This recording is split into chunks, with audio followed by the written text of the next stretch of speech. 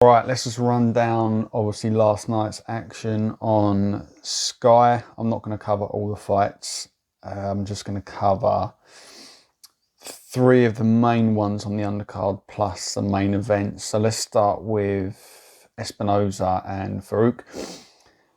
Very good fight, competitive in parts, but overall it was fairly comprehensive from Farouk. He got a 12-round unanimous decision in the end, so well done to him.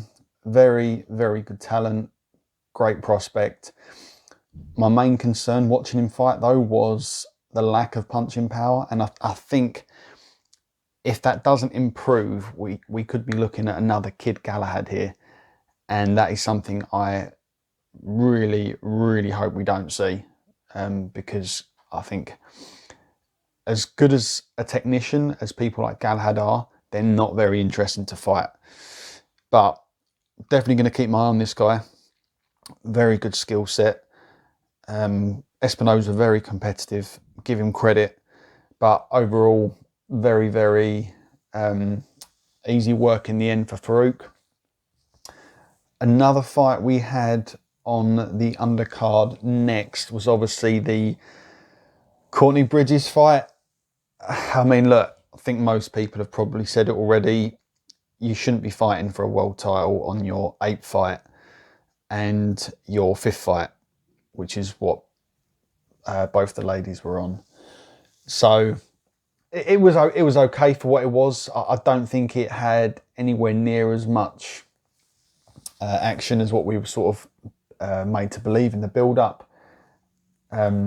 Bridges she was a fairly tough opponent, but she only really had one way of boxing, and that was just to walk forward with the right hand. I think Courtney was the better boxer, but it was nothing great, guys. It wasn't anything like we thought it was going to be in the build-up, especially when they'd done all that nonsense with Adam Smith in the gloves are off and all that, which was just the most cringe-worthy thing I've ever seen.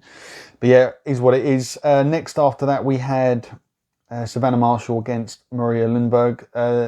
This opponent was the last-minute replacement. Previous opponent, I believe someone on her team got COVID, so they had to pull her out. This, it's nothing against Savannah, but this opponent was awful. She was 44 years old.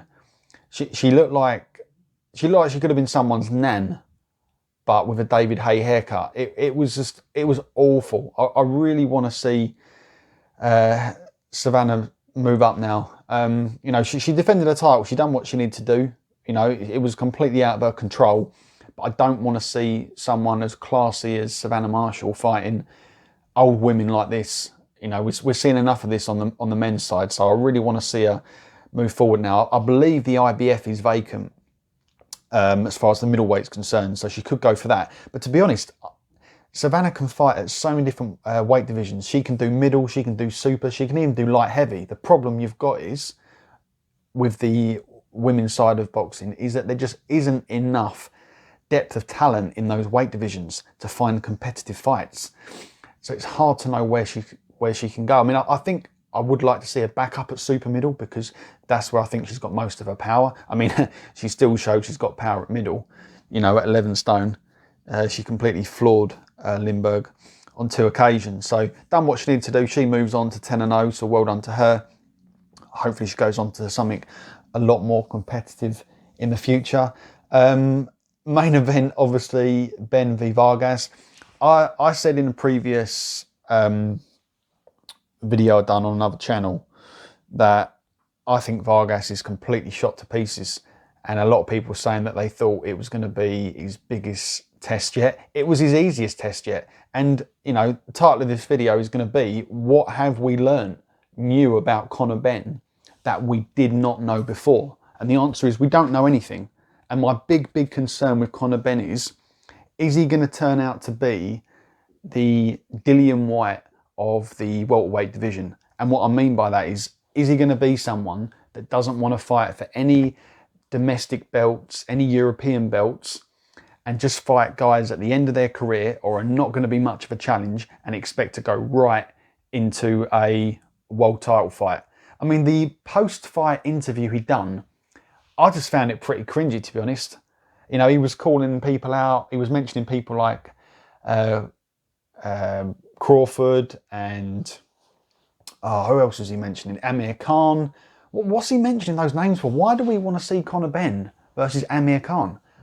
I mean, I'll give Amir Khan a bit of credit. He's fought a hell of a lot more people better than what you've fought, you know. But Khan's coming to the end of his career. I don't want to see Conor Benn fighting a washed out Khan. Khan is completely over the hill, you know. I don't want to see that. I want to see him fight someone that is going to be competitive. The only person he should be calling out, and the only person I want to see him fight next, is Florian Marku. That is who I want to see him fight next. Fight him and beat him, and I might get on the Conor Benn train. Might. At the moment, I'm definitely on the other side of the fence with Conor Benn at the moment. Who has he fought with a pulse in 18 fights? Someone tell me. Who has he fought? Why isn't he fighting for a British, for a Commonwealth? You know, the only redeeming thing he can do, which might pull me back on side a little bit, is if he fights for a European title. He's got to do that. I don't want to see any more of these WBA, you know, continental fights anymore. You know, you are not ready for a world title fight. You have not fought anyone that you need to fight to get to that position. You know, the welterweight is a very, very tough division at the top. You know, you need to have built up a CV and a resume to think that you can just go out there and challenge someone like a Crawford, you know, or someone like that. It's not going to happen. You know, he was even calling out people like Sean Porter. I mean, Sean Porter is definitely a gatekeeper in welterweight, but I don't think you can fight him yet. Like I said, you've not fought anyone. So yeah, didn't learn anything new about Conor Benn. Again, just, you know, I thought Vargas, you know, didn't even know where he was, to be honest, when he first started getting punched and one of them caught clean. So yeah, you know, I mean, if it was on pay-per-view, I'd probably be having a lot more of a rant than I am now. I mean, I wouldn't pay for it for a start, but if I'd sat down and watched it all, knowing that some people had paid for it, that probably would have got me going a lot more. So luckily this was a free show last night, guys. But yeah, I mean, obviously, what do you think, guys? Let me know in the comments.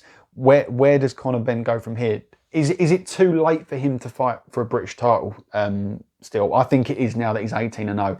He's not going to fight for a British now. I don't see him going backwards now. But I think he needs to fight for a European, and I think he needs to fight Florian Marku. I don't want to see him calling out anyone else at all, all right?